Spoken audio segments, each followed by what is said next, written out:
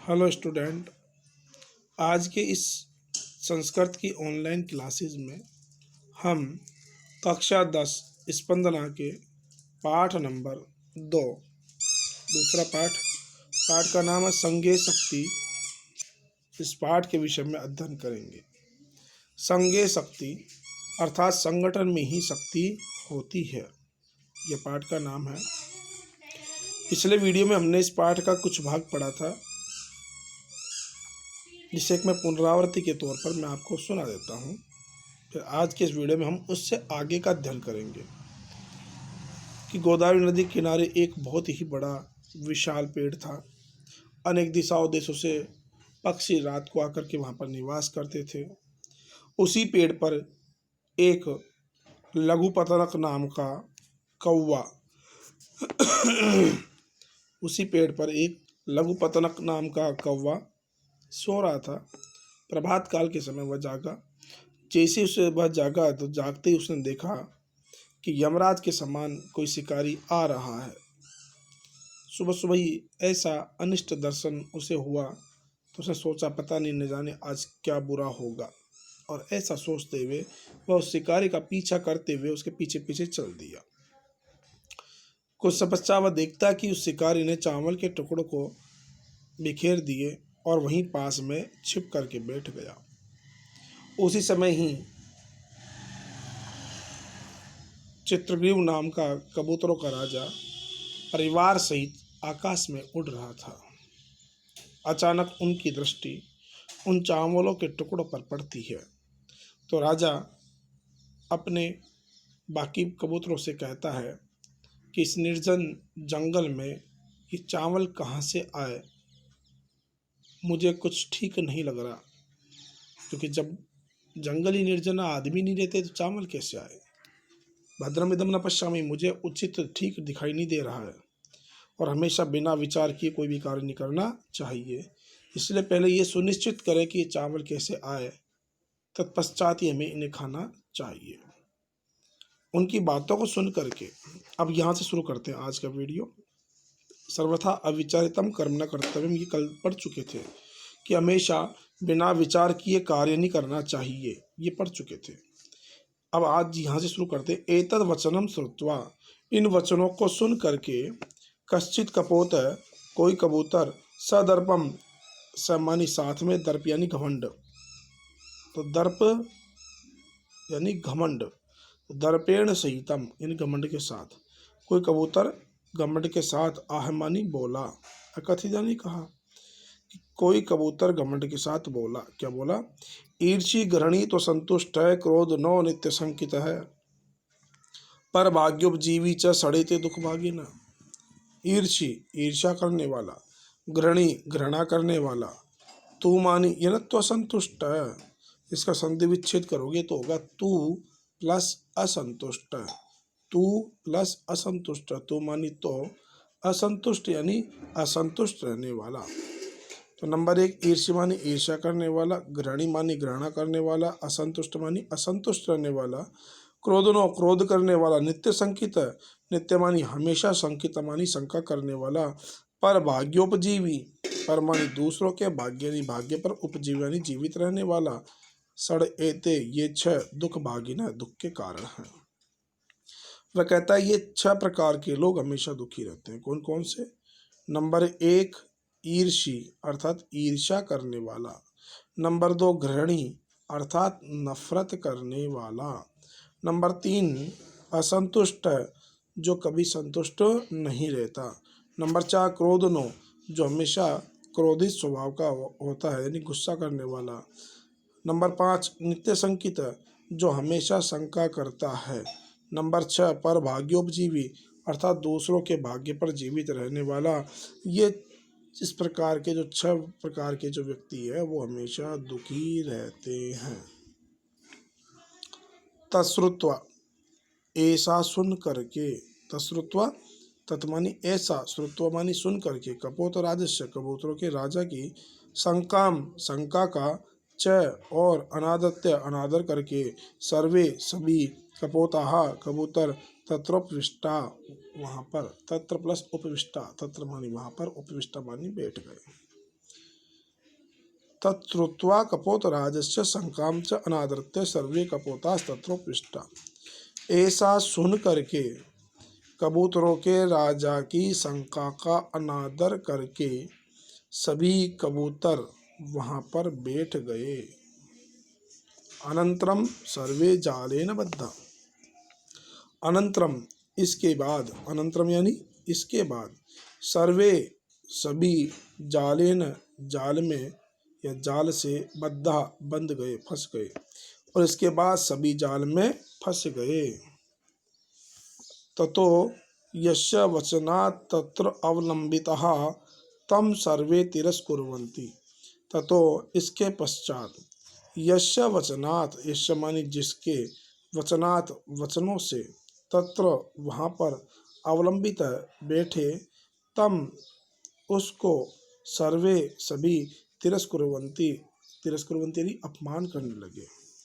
ततो मानी इसके पश्चात, यस्य वचनात् जिनके वचनों से, तत्र अवलंबितः वहाँ पर बैठे, तम उसकी, सर्वे सभी, तिरस्कुर्वन्ति अपमान करने लगे। यानी जिस कबूतरों के वचन से, जिस कबूतरों के कहने से वे सभी वहाँ पर बैठे थे, तो वे सभी के सभी उस कबूतर का अपमान करने लगे। तस्य तिरस्कारं श्रुत्वा चित्रग्रीवः उवाच। तस्य मानी उसका, किसका, उस कबूतर का, तिरस्कारम अपमान को, श्रुत्वा सुनकर के, चित्रग्रीव उवाच बोला। उस कबूतर का अपमान को सुन करके चित्रग्रीव बोला। क्या बोला? न नायमस्य दोष। संधि विच्छेद करो इसका, तो इसका संधि विच्छेद होगा कि न प्लस अयम प्लस अस्य दोष। न मानी नहीं, अयम यानी इसका, अस्य मानी इसमें, दोष यानी दोष, कि इसका इसमें दोष नहीं है। विपत काले विस्मय एव का पुरुष लक्षणम। विपत काले, विपत्ति के समय में, विस्मय एव, विपत्ति के समय में विस्मय ही, का पुरुष, कायर पुरुषों का, लक्षण होता है, कि विपत्ति के समय में विस्मय ही, आश्चर्य ही कायर पुरुषों का लक्षण होता है। तदत्र धैर्यम अवलंब्य प्रतिकारश्चिंतयताम। तत्मानी इसलिए, अत्र मानी यहाँ पर, धैर्यम यानी धैर्य को, अवलंब्य यानी धारण करके, प्रतिकारश्चिंतयमास, प्रतिकार कहते समाधान का, उपाय का, निवारण का, चिंतताम विचार करो। इसलिए यहाँ पर धैर्य को धारण करके और इस समाधान के बारे में विचार करो। इदानीमप्येवं क्रियताम, संधि विच्छेद करो तो इदानीम प्लस अपि प्लस एवं क्रियताम। इदानीम यानी इस समय, अपि मानी भी, एवं यानी इसी प्रकार से, क्रियताम यानी करना चाहिए। सर्वै रेकचित्ती भूय। संधि विच्छेद करो तो सर्वहि प्लस एक चित्ती भूय। सर्व यानी सभी, एक चित्ती भूय यानी एक मत होकर के, जालम आदायोड्डीयताम। अब संधि विच्छेद करो, जालम प्लस आदाय प्लस उड्डीयताम। तो जालम यानी जाल को, आदाय मानी लेकर के, उड्डीयताम यानी उड़ जाओ। उसने कहा सभी एक मत होकर के जाल को लेकर के उड़ जाओ। इति विचिन्त्य, ऐसा विचार करके, सर्वे पक्षिण, सभी पक्षी, जालम आदायो उत्पतितः। तो संधि विच्छेद, जालम प्लस आदाय प्लस उत्पत्ता, जालम यानी जाल को, आदाय मानी लेकर के, उत्पतिता उड़ गए। वापस से देखो, इति विचिन्त्य, ऐसा विचार करके, सर्वे पक्षिण, सभी पक्षी, जालम आदाय उत्पतिता, जाल को लेकर के उड़ गए। अनंतरम इसके बाद, सव्याध है वह शिकारी, सुदूरात् जालापहारकान् तान अवलोक्य पश्चात धावनम अकरोत्। अनंतरम यानी इसके बाद, समानी वह, व्याध मानी शिकारी, सुदूरात् दूर से, जाल को, अपहारकान ले जाते हुए, अपहारकान यानी ले जाते हुए, तान उन कबूतरों को, अवलोक्य देख करके, पश्चात पीछे पीछे, धावनम यानी दौड़ना, अवकृत लगा। इसके पश्चात वह शिकारी दूर से उस जाल को ले जाते हुए उन कबूतरों को देख कर उनके पीछे पीछे दौड़ने लगा। ततस्तेषु चक्षु विषयाति क्रांतेषु पक्षिषु स व्याधो निवृत्तः। ततस्तेषु और इसके पश्चात चक्षु आँखों से विषयाति क्रांतेषु आँखों से ओझल हो जाने पर, विषयाति क्रांतेषु यानी आँखों से ओझल हो जाने पर अर्थात आँखों से गायब हो जाने पर, आँखों से दूर हो जाने पर, पक्षिषु पक्षियों के सव्याध वह शिकारी निवृत्त वापस लौट गया। और इसके पश्चात आँखों से पक्षियों के ओझल हो जाने पर, गायब हो जाने पर वह शिकारी वापस लौट आया। अतएव उच्यते इसलिए ही कहते हैं। अब एक बार इस पूरे का हिंदी अर्थ कर लेते हैं। ऐसा सुनकर के कबूतरों के राजा की शंका का अनादर करके सभी कबूतर वहां पर बैठ गए।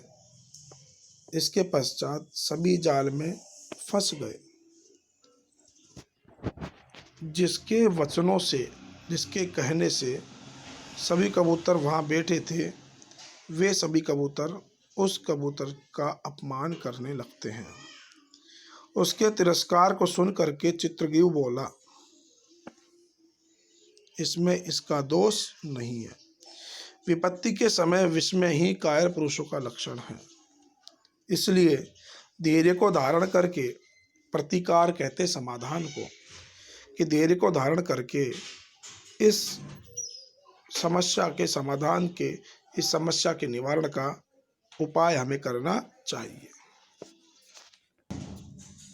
इस समय भी हमें यही कार्य करना चाहिए। सभी एक मत हो करके जाल को लेकर के उड़ जाओ। इति विचिन्त्य, ऐसा विचार करके सभी पक्षी जाल को लेकर के उड़ गए। इसके पश्चात वह शिकारी दूर से जाल को ले जाते हुए उनको, यानी उन पक्षियों को देख करके पीछे पीछे दौड़ने लगा। उसके पश्चात आँखों से उन पक्षियों के ओझल हो जाने पर, आँखों से उन पक्षियों के ओझल, ओझल का मतलब गायब हो जाने पर, दिखाई न देने पर, जैसे पक्षी आकाश में उड़ गए तो बहुत दूर तक उड़ गए तो आँखों से भी दिखाई देना बंद हो गए, तो उसे कहते हैं आँखों से ओझल हो जाना। तो उसके पश्चात उन पक्षियों का आँखों से ओझल हो जाने पर, आँखों से गायब हो जाने पर, दिखाई न देने पर वह शिकारी वापस लौट गया। अतएव उच्यते, इसलिए ही कहते हैं, अल्पानपि वस्तूनां संगति कार्यसाधिका त्रणै गुणत्वमापन्नै बध्यन्ते मत्तदन्तिन। अल्पानामपि वस्तूनां, अल्पानाम, अल्प कहते छोटी छोटी, छोटी छोटी, वस्तुनाम वस्तुओं के, संगति संगठन भी, कार्य साधिका कार्य को सिद्ध करने वाली होती है। यानी छोटे छोटे वस्तुओं का संगठन भी, छोटे छोटे वस्तुओं का समूह भी कार्य को सिद्ध करने वाला होता है। अल्पान यानी छोटे, वस्तुनाम वस्तुओं का, संगति मानी संगठन, कार्य साधिका कार्य को सिद्ध करने वाला होता है। यानी छोटे छोटे वस्तुओं को मिला करके, संगठित करके, एकत्रित करके भी कार्य को सिद्ध किया जा सकता है। कैसे? कि त्रणई, तिनको से, गुणत्वमापन्नई यानी उनको इकट्ठा करके, उनको एकत्रित करके, बद्धन्ते बांध लिया जाता है, मत्तदन्तिन मदमस्त हाथी, कि छोटे छोटे तिनकों को भी उनके गुणों को आपस में एकत्रित करके, यानी तिनकों को एकत्रित करके अर्थात तिनकों से रस्सी बना करके मदमस्त हाथी को बांध दिया जाता है। क्या हम देखा होगा कि एक छोटा सा तिनका क्या कर सकता है? कुछ नहीं कर सकता। लेकिन जब वह छोटे छोटे तिनके, बहुत सारे तिनके मिलकर के एक समूह में बन जाते हैं, अर्थात जब वो सारे तिनके मिलकर के एक रस्सी का रूप धारण कर लेते हैं, तो एक मदमस्त हाथी को भी बांध लिया जाता है। ठीक उसी प्रकार छोटी छोटी वस्तुओं से भी बड़े कार्य को सिद्ध किया जा सकता है।